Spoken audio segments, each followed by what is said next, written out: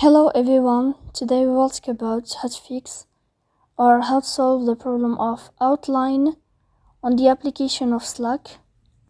You will click on settings.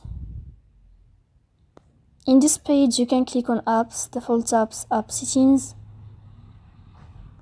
And above you can search about Slack and you will enter. Then you can click on first stop and you can click OK.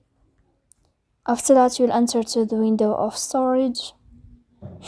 Here you can click clear cache. Don't click clear data because that can cause the errors or can delete your account. In the end you can go to Play Store. You can search about Slack.